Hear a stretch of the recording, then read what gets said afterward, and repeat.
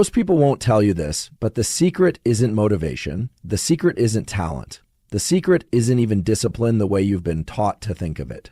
The real secret is forcing yourself to be consistent when every neural circuit in your brain is screaming to stop. When your body aches, when dopamine has run dry, when the reward system goes silent, that is the moment that changes your life. Let me tell you something rooted in neuroscience. Your brain doesn't care about your goals. It doesn't wake you up with a vision board. What it cares about, what it wires itself around, is what you do repeatedly. Patterns, repetition, behavior. The nervous system is shaped by action, not intention, not emotion, action. You want to know how elite performers get ahead? They build a relationship with boredom, with fatigue, with discomfort. They don't run from the hard days, they anticipate them because they understand the brain's plasticity window. The idea that what you do when it's hardest is what gets carved deepest into your neural architecture. So what does that mean? It means you need to force yourself to be consistent. Not once, not twice, but every single time you said you would. Why? Because your brain is watching. Your nervous system is adapting. Every time you choose to stay the course, to show up, to do the reps, whether it's physical, mental, emotional, you are training your future self. And here's what most people miss. Forcing yourself doesn't make you rigid. It makes you resilient. It doesn't limit your freedom. It builds it. Because the person who can do the hard thing when it doesn't feel good, when no one is clapping, when everything in their biology says stop, that person is untouchable. That person becomes unbreakable. Your goals don't care how you feel. Neurochemistry doesn't care about your excuses. You either show up or you don't. And when you do it over and over and over, without permission from your emotions, you begin to change. Neurobiologically, psychologically, physically, you become the kind of person who finishes what they start. So stop waiting for perfect conditions. Stop hoping it will get easier. Force it again and again and again. Because consistency under duress, that is where transformation lives. And your brain is listening every single time. Most people are still chasing motivation like it's a resource they can summon on demand. Like if they just read the right quote, hear the right podcast, or feel the right burst of energy, they'll suddenly become unstoppable. But here's what neuroscience tells us, and it's critical. Motivation is unreliable. It's neuromodulator dependent. It fluctuates based on internal states, sleep, nutrition, social connection, hormonal cycles, and external cues. That means it's volatile. It's not something you can build a high-performing life on. What is reliable? What actually reshapes the neural circuitry of your brain is consistency, specifically forced consistency. That means showing up and doing the thing even when motivation is at zero. Because here's the biology. Every time you act without the chemical incentive, without dopamine pushing you, you're training your prefrontal cortex to take control. That's executive function. That's top-down regulation. That's what separates people who wish from people who execute. And the beauty of it, over time, this act of forcing consistency creates its own feedback loop. You show up even when you don't want to, and eventually your brain starts to anticipate the reward, not from the result, but from the process. You become chemically reinforced by the habit of discipline itself. That's when the nervous system starts to shift. That's when it's no longer about whether you feel like it, it's about who you are. Your brain doesn't change just because you want it to. It changes when you give it evidence, repeatedly. The nervous system is governed by principles of adaptation, and it's incredibly efficient.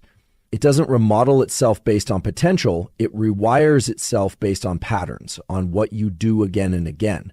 Every single behavior you repeat sends a signal through a neural pathway, and with each repetition, that signal gets stronger, faster, more automatic. This is called long-term potentiation, a fundamental mechanism of neuroplasticity. So if you're inconsistent, even if your intentions are good, Your brain doesn't reinforce those circuits. It doesn't encode that identity. But when you show up every day, whether it's 5 minutes or 5 hours, you're literally telling your brain this matters. You're teaching it to allocate resources, to myelinate those circuits, to make that behavior more efficient, more accessible, and eventually more reflexive.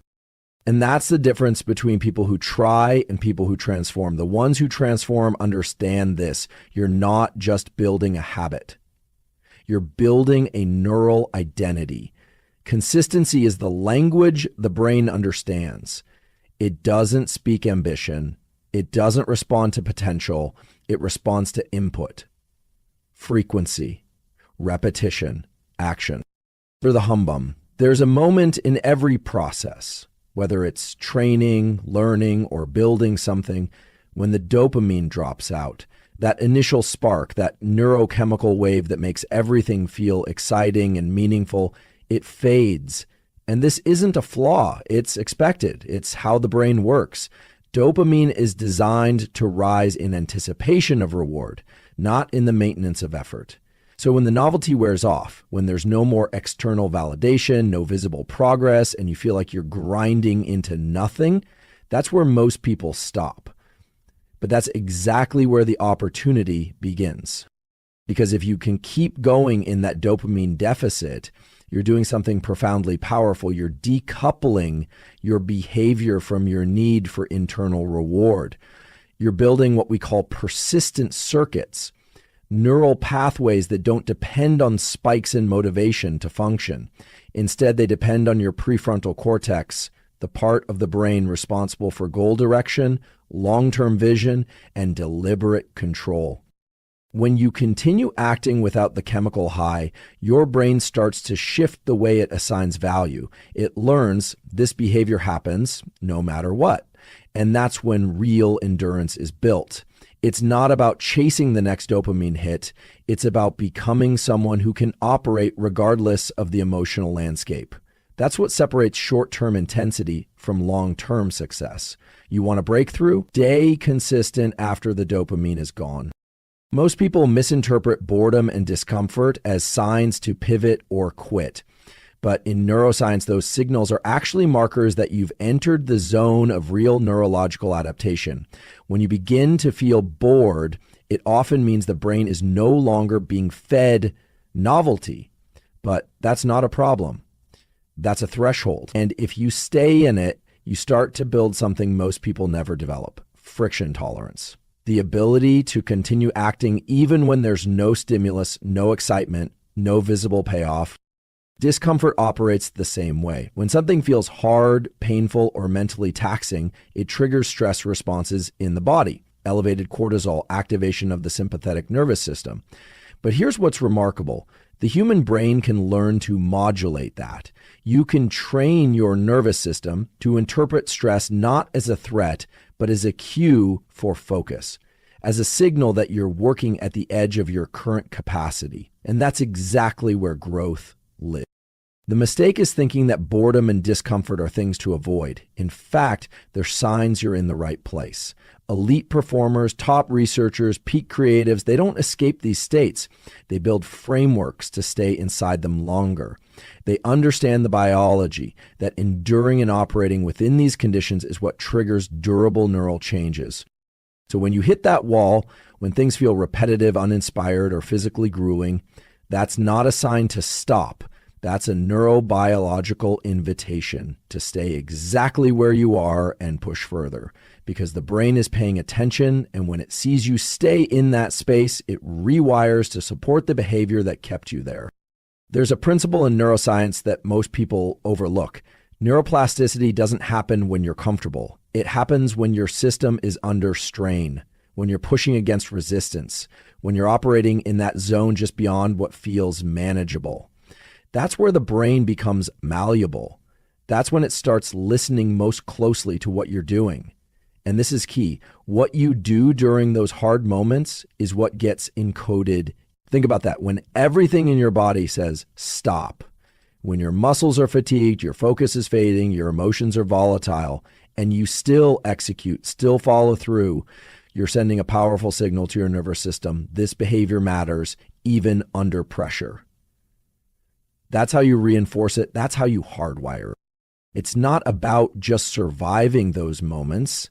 It's about recognizing them as plasticity windows, openings, where the nervous system is primed to absorb whatever behavior you feed it.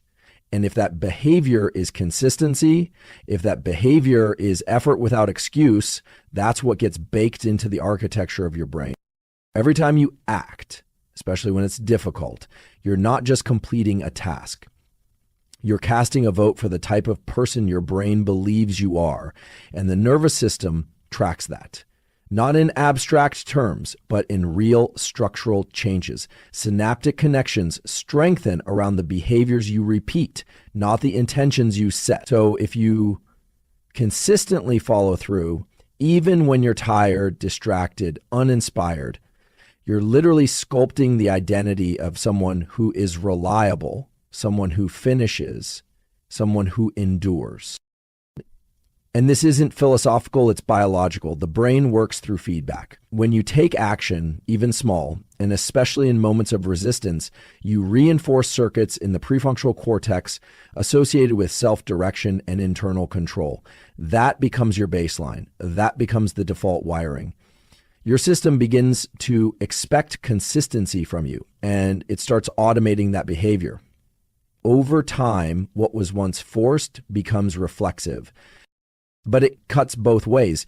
If you break promises to yourself, skip the work, delay the practice, make excuses, your brain encodes that pattern too. It learns that discomfort equals escape, that challenge equals retreat.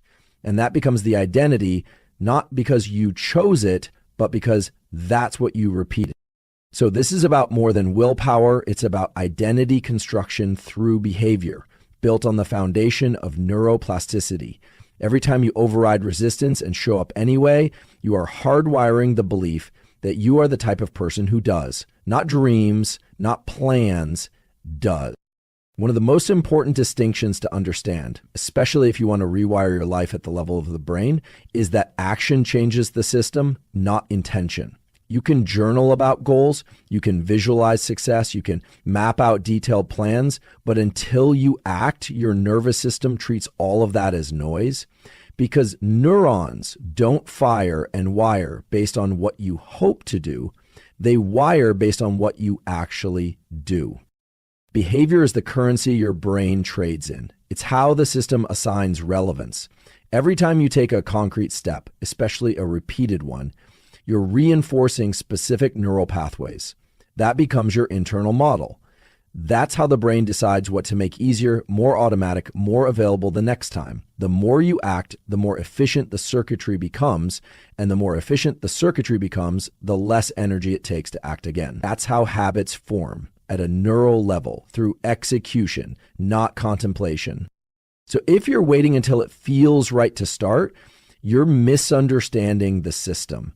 It's the behavior that creates the feeling over time, not the other way around. You act first, and then your nervous system starts to catch up. It begins to associate effort with familiarity, repetition with confidence, struggle with progress.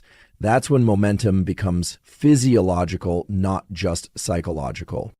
In other words, your thoughts don't drive transformation, your actions do. And when those actions are repeated under pressure without needing permission from your emotional state, that's when the nervous system starts to see that behavior as part of your identity, not something you do, someone you are. The moment you force yourself to act when it's uncomfortable, inconvenient, or completely against your emotional grain, you begin building something far more valuable than motivation, resilience. And not just mental resilience, but physiological resilience. Your nervous system learns through exposure. It adapts to stress through controlled doses of strain. So when you consistently show up, especially on the days you feel resistance, you're training your system to tolerate more, to recover faster, and to remain stable under pressure. Here's how it works. Every time you override the impulse to quit, you engage top-down control from the prefrontal cortex. That means you're strengthening the very circuits responsible for emotional regulation, decision-making, and sustained focus. Over time, these circuits become more dominant, and as they strengthen, your baseline shifts. What once felt overwhelming becomes manageable. What once triggered avoidance now triggers engagement. And that's where the real shift happens. Because the person who can take action without needing ideal conditions becomes immune to the fluctuations of mood, energy, and environment. It's not just willpower, it's neurological conditioning. You've trained your autonomic system to stay regulated in adversity. You've built stress tolerance at the level of the brainstem and limbic system. You don't just look consistent, you are consistent because your